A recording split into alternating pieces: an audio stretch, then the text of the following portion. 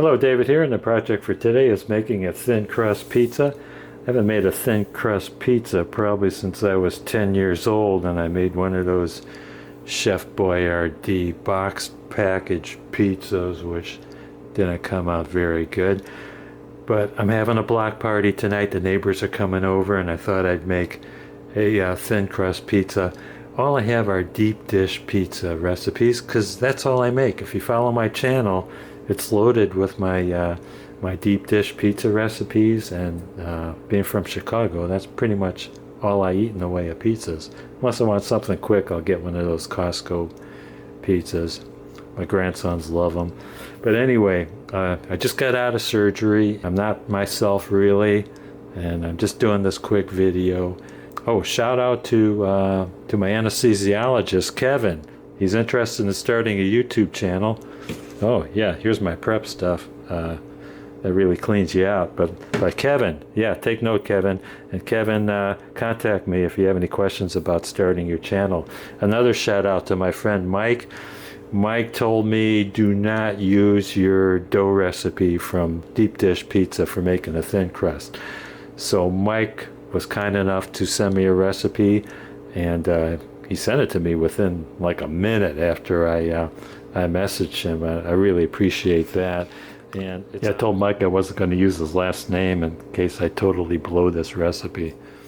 The last time I had surgery, I went out and bought a car after the surgery, so I think I'm a lot safer just buying pizza ingredients. No car shop. Okay, I transcribed the recipe. This makes 4 pizzas, 12-inch diameter, thin crust. Ingredients: 1 teaspoon of dry yeast, 3 cups of flour, 1.5 teaspoons of salt, and olive oil. Start by sprinkling the yeast over warm water. Let stand until dissolved.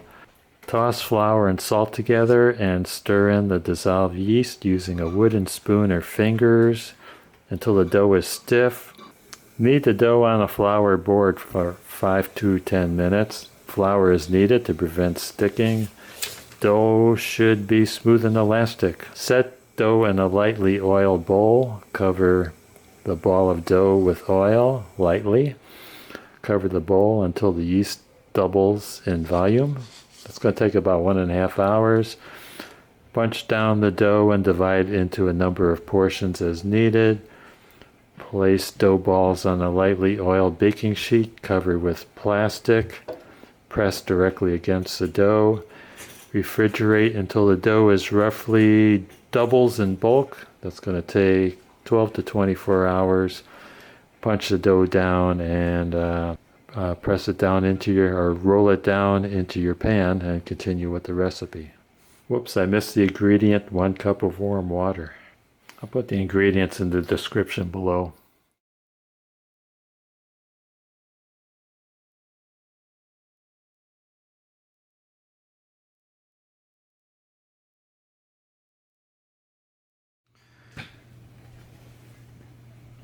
Got 3 cups of flour in the bowl. Let's add the yeast mixture.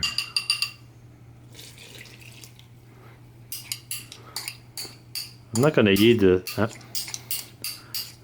knead this for 10 minutes. I haven't eaten since lunchtime yesterday. I'm putting it in the mixer here. Let that do the work.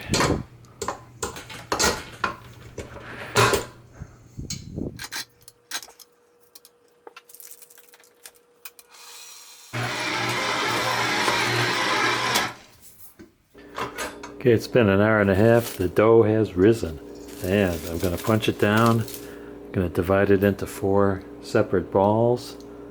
I'm going to put the balls on an oiled sheet and refrigerate them. And I'm going to wrap the balls with plastic before I refrigerate them. And it's supposed to sit for 12 to 24 hours. So 2 balls will sit for 12 to 24 hours. The other 2 is only going to sit for about an hour because I need to eat some pizza today. These are the toppings: onions, green peppers, and mushrooms. And I'm going to saute them before I put them on the pizza. Just going to soften them up a bit. Mustn't forget the garlic. I'm going to saute them with garlic. And the sauce I'm going to be using today is the San Marzano crushed tomatoes, my favorite sauce. Non più tra i farfalloni amoroso, notte e giorno d'intorno girano, delle belle turbando al riposo, Narcisetto Adugino d'amor. Delle belle turbando al riposo, Narcisetto Adugino d'amor.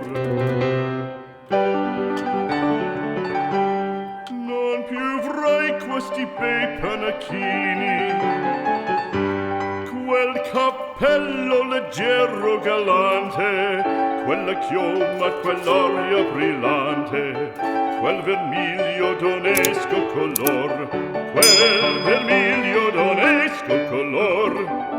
Non più avrai quei penachini, quel cappello, quella chioma, quell'aria brillante.